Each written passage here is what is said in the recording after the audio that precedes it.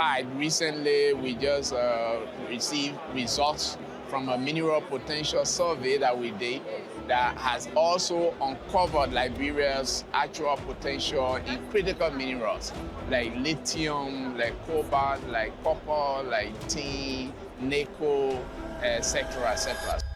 Beneath the red soil of Liberia lies a hidden treasure the world is desperate for: lithium, also called white gold.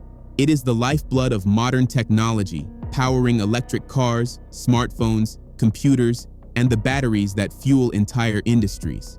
Any nation that controls this mineral holds the keys to unimaginable wealth and influence. Liberia, for the first time in decades, is sitting on such a promise. But discovery is only the beginning of the story.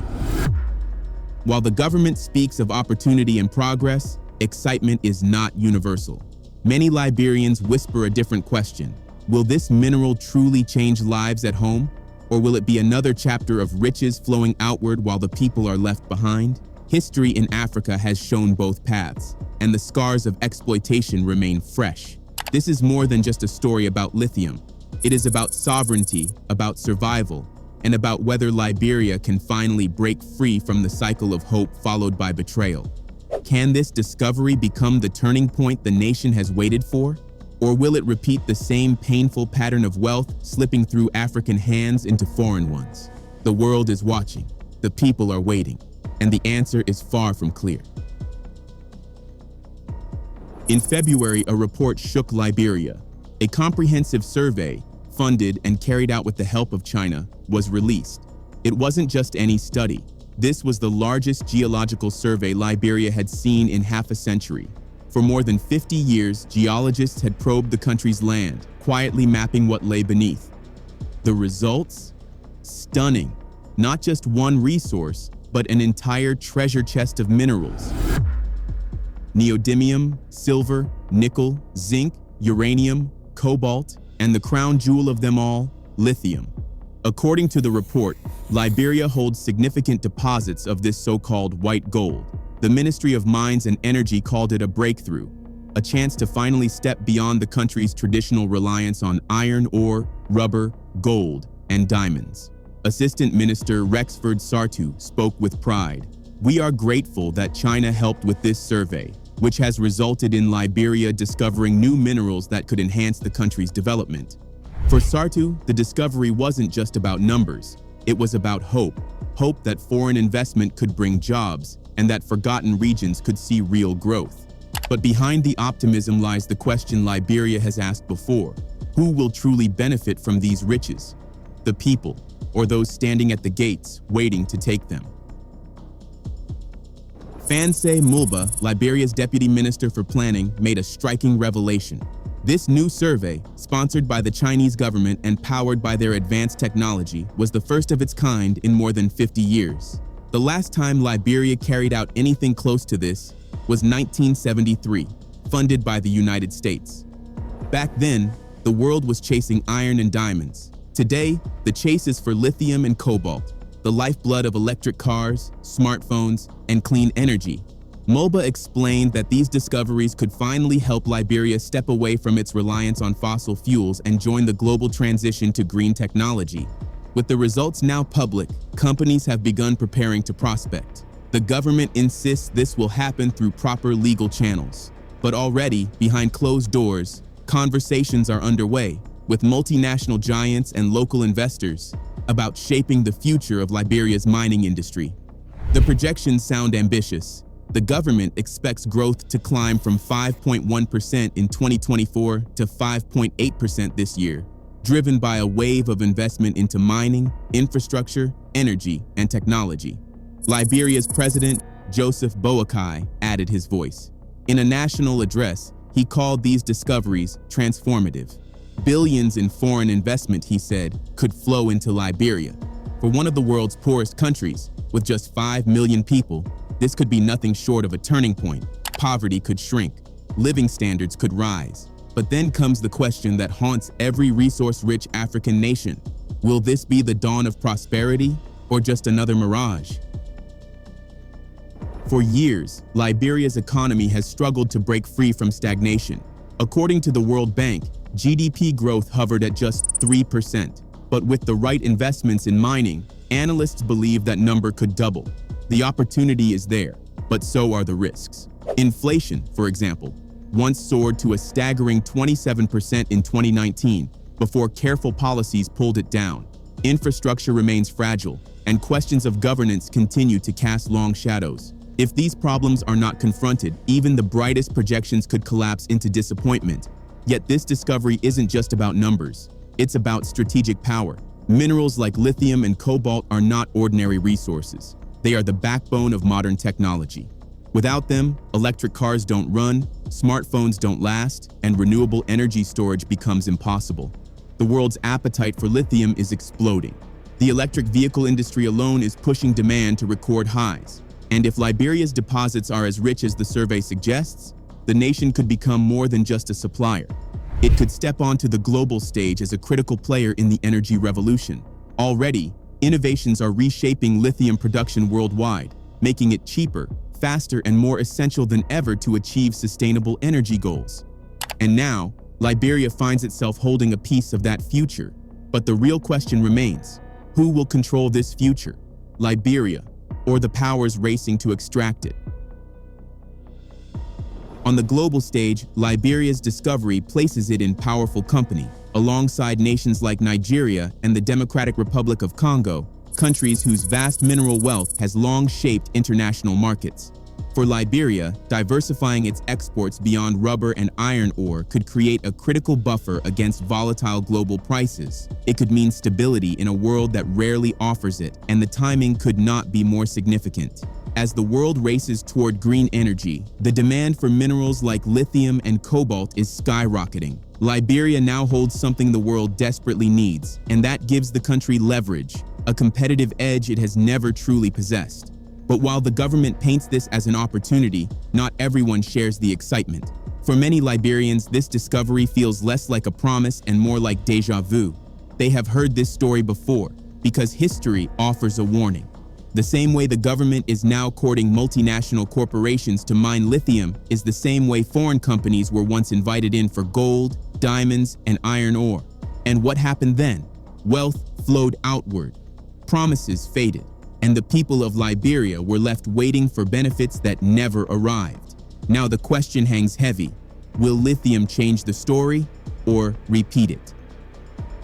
The story of Liberia's past mineral rush is one of broken promises. Foreign companies came with shiny deals and bold assurances. They dug deep into the land, mined the wealth, and left behind nothing but gaping holes, poisoned rivers, and shattered ecosystems. The real profits never reached the people.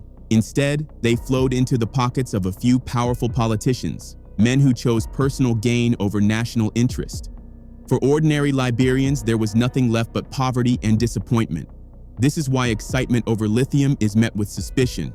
The world may be hungry for this so-called white gold, and Liberia may be sitting on billions of dollars worth. But the question lingers: will this be different, or will history repeat itself? It's the same question echoing across Africa. From cobalt in Congo to oil in Nigeria, the continent is overflowing with resources the world cannot live without. And yet, Africa remains the poorest continent on Earth. Scholars have a name for this contradiction: the resource curse. A cruel paradox where abundance breeds exploitation and wealth fuels corruption instead of prosperity. So, should Africa's resources be seen as a blessing or a curse? That is the dilemma Liberia now faces, with lithium at the center of it all.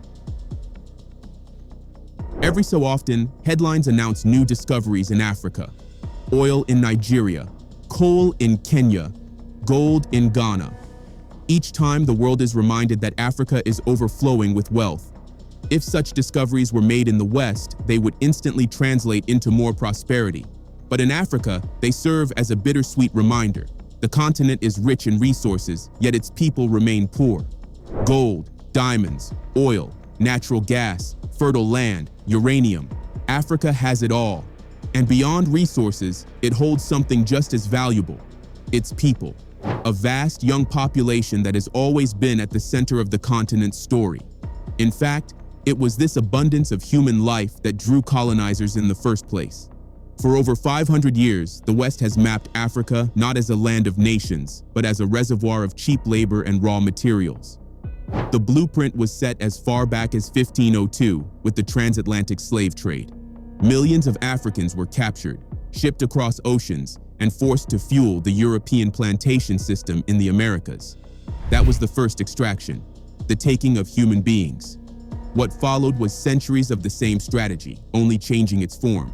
The extraction of gold, of oil, of diamonds, and now of lithium. The question remains, has anything really changed? The strategy of extraction never ended. It simply evolved. In 1884, the Berlin Conference redrew the map of Africa.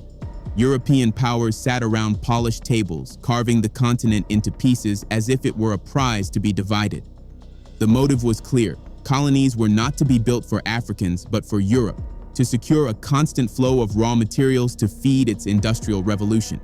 When independence came in the mid-20th century, the flags may have changed, but the system remained. Former colonial masters, especially France, crafted colonial pacts to ensure they would never lose access to Africa's wealth.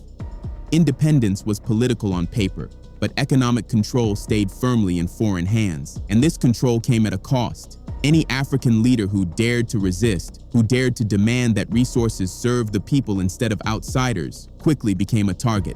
Assassinations, coups, and political meddling became the tools of empire in its new disguise. Puppet leaders were installed, corruption was nurtured, and the cycle of exploitation continued. This is why, for decades, Africa's story has been framed by what scholars call the resource curse, a paradox where countries overflowing with riches remain trapped in poverty, not because they lack wealth, but because that wealth has always been controlled by others. And now, with the discovery of lithium in Liberia, the haunting question rises again. Will this be liberation or another link in the same old chain? Africa is a land overflowing with treasures, minerals the world cannot live without. From a strategic point of view, this should place the continent in control. As Julius Malema of the Economic Freedom Fighters once declared, Africa doesn't need the West. The West needs Africa. His words ring true, but reality tells a different story. Despite its vast riches, Africa remains dependent on the very powers that extract its wealth. The reason? A lack of infrastructure, weak governance, and corruption. Raw materials leave African shores at bargain prices, shipped to Europe and beyond.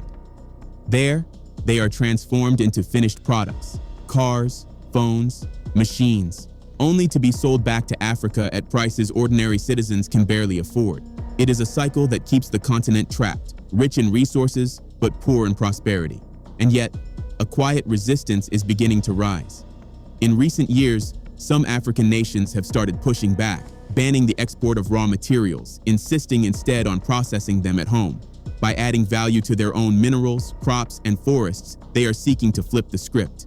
The question is whether Liberia, with its new discovery of lithium, will join this movement or remain caught in the same old trap.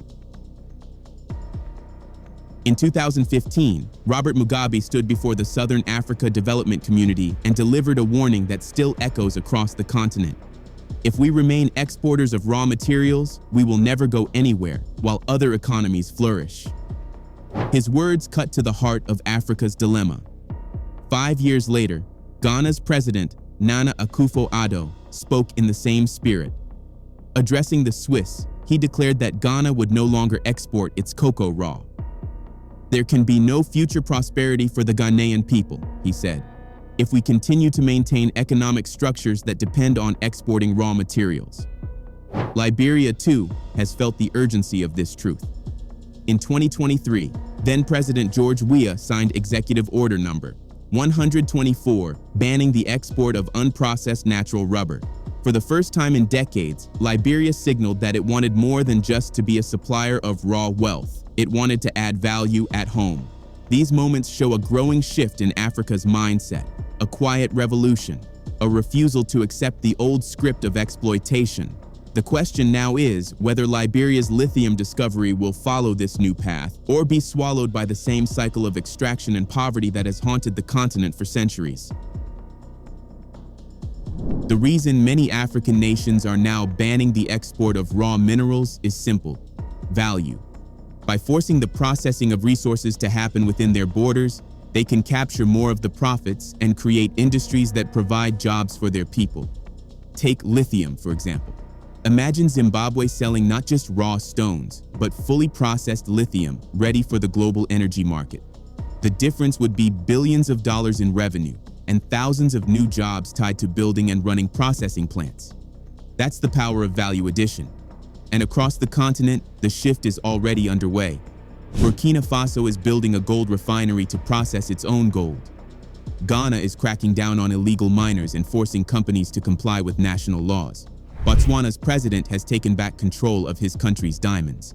Namibia's leader has expelled foreign nationals engaged in illegal mining, declaring that her nation's gold will no longer be stolen.